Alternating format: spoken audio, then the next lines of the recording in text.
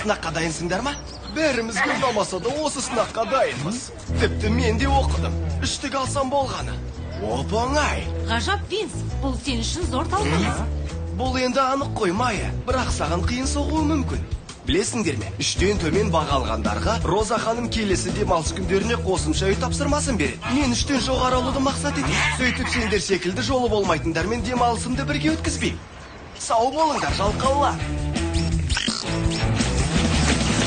Жалқау болсам жалқау шығармын. Алайда мен Чиппен бірге сабаққа дайындалып жасып шықтым. Ал ол маған күні бойы тынбастан сұрақ қоюмен болды. Барлық дәрісті қайталаймыз ба?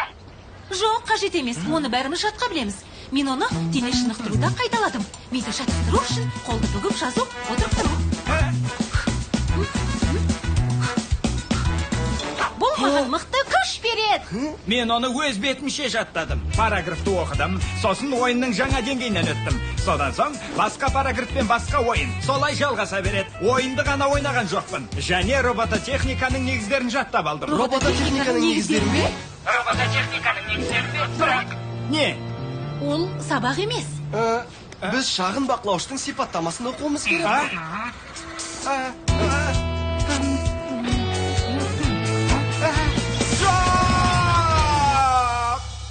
Құрыған жерім осы. Енді демалыспай осында қаламын. Жолым болмай-ақ қойды қайтыпты. Винстің өзі мұнда менімен бірге қалмайды.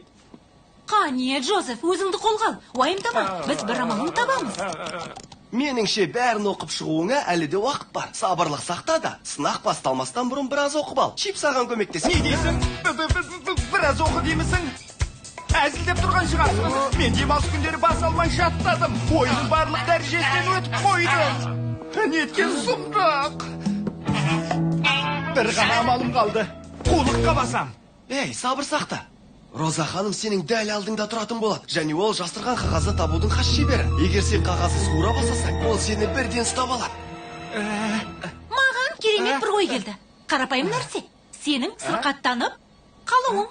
Бірақ мен науқас емеспін. Егер қаласаң, сенің мұрныңды бұзалам. Сені дәлізде тайғанап кетті деп айтамыз, сосын бірден дәрігерге апардық дейміз.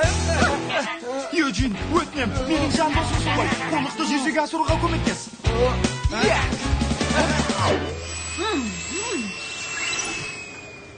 Дәмбеке, сен жейсің бе? барлық дәрісті қайталамайтыныңа сенімді бісің? Джозеф, сен құтқарылдың. Чип барлық дәрісті сынып бөлменің қабырғасына түсіре алады. Не? Арнайы көзілдірік арқылы. Оны сен ғана көре аласың. Міне. Енді істейді екен. Менің ендігі міндетім бәрін көшіріп алу. Керемет. Ол ғана емес. Мен сыныптағы ең күшті оқушы болам. Жоқ, өзіңді кіммін деп ойлайсың? Қымбатты Джозеф. Өзіңді кино жұлдызының орнына қойғанша, сабағыңды оқығаның жөн болар. Мені түсіндің бе?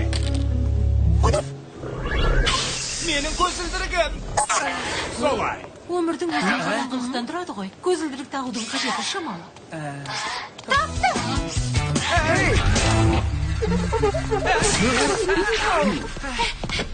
Міне! Майя, не істеп тұрсың?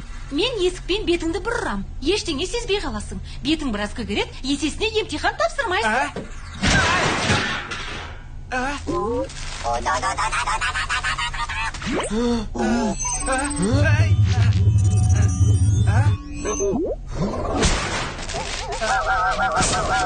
Оның не істемек болған көрдің бе? Өтінем, Юджин, маған қол ұшын беруің керек. Әйтпесе әлгі робот секілді істен шығарады.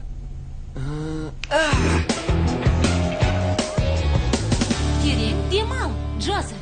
Демал. Джозеф, қара! Бұл не нәрсе? Бұл роботтың қолы. Зертханада оны небір тәжірибе жүргізуге пайдаланады. Мен оған бағдарлама қойдым.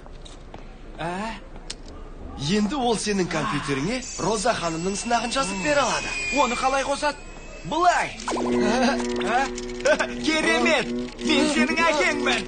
Джозеф, абайла!